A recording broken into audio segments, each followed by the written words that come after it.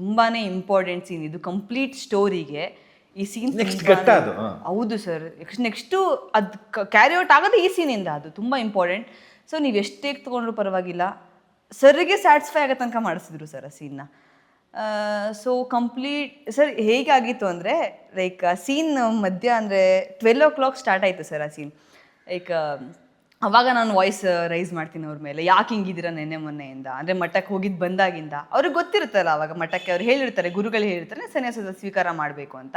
ಮತ್ತು ವಾಗ್ದೇವಿನೂ ಅವ್ರಿಗೆ ಕನಸಲ್ಲಿ ಬಂದು ಹೇಳಿರ್ತಾರೆ, ಸೊ ನೀನು ಬಂದಿರೋ ಕಾರ್ಯ ಜನ್ಮ ನಿಂದು ಅಂತ ಹೇಳಿರ್ತಾರೆ. ಸೊ ಅವ್ರು ಅದೇ ಹೆಂಗೆ ಹೇಳೋದು ನನ್ನ ಸರಸ್ವತಿಗೆ ಅಂತ ಇರುತ್ತೆ.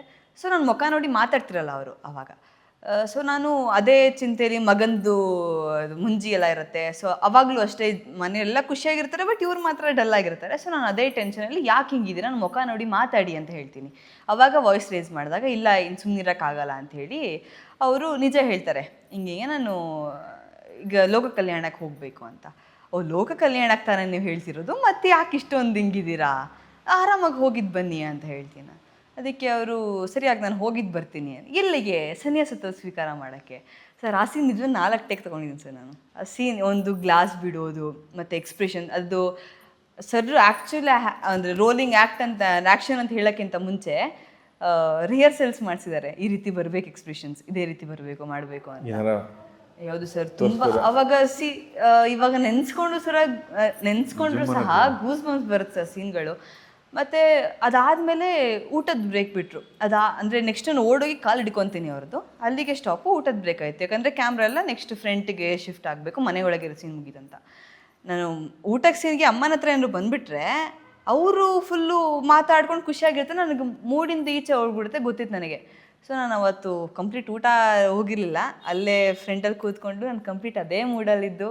ಬಿಕಾಸ್ ಸರ್ ಹೋಗಿ ಬರ್ಬೋದಿತ್ತು, ಬಟ್ ನನಗೆ ಸ್ಯಾಟಿಸ್ಫೈ ಇರೋದಿಲ್ಲ. ಬಿಕಾಸ್ ಅದಕ್ಕೆ ಕ್ಯಾರಿ ಔಟ್ ಮಾಡಬೇಕು ಮೂಡ್. ಈಗ ನಾನು ಹೋಗಿ ನಾವು ಅಮ್ಮನ ಜೊತೆ ಮಾತಾಡ್ತೀನಿ, ಅವರು ಹಿಂಗಾಯ್ತು ಸೀನ್ ಚೆನ್ನಾಗಾಯ್ತು ಫುಲ್ ಹೇಳ್ತಿದ್ದು, ಯಾಕಂದ್ರೆ ಈ ರೀತಿ ಎಲ್ಲ ಹೇಳ್ತಾರೆ. ಬಿಡಮ್ಮ ಏನಿಲ್ಲ ಈ ರೀತಿ ಮೂಡಿಂದ ಈಚೆ ಬಂದ್ಬಿಡ್ತೀವಿ ಸರ್ ನಾವು. ಅದು ಹ್ಯೂಮನ್ ಇದು ಹಿಂಗೆ ಅದು ಸರ್ ಅದು. ಹೌದು, ಯಾವುದನ್ನು ಕೂಡ ನಮಗೆ ಅಲ್ಲಿ ಅಳ್ತಿದ್ದೀವಿ, ನಮ್ಗೆ ಯಾವ್ದಾದ್ರು ಫುಲ್ ಖುಷಿಯಾಗಿದ್ದು ಬಂತು ಅಂದರೆ ಕಂಪ್ಲೀಟ್ ಮೂಡ್ ಹೊರ್ಟೋಗುತ್ತೆ. ಸೊ ಬಟ್ ನಾವು ಮತ್ತು ಅವರು ಶ್ರೇಯಸ್ ಅವ್ರು ಹೆಂಗಂದರೆ ಅವ್ರ ಪಾಡಿಗೆ ಅವ್ರು ಕೂತಿದ್ರು, ಸೈಲೆಂಟ್ ಒಂದು ಕಡೆನೇ ಕೂತಿದೆ.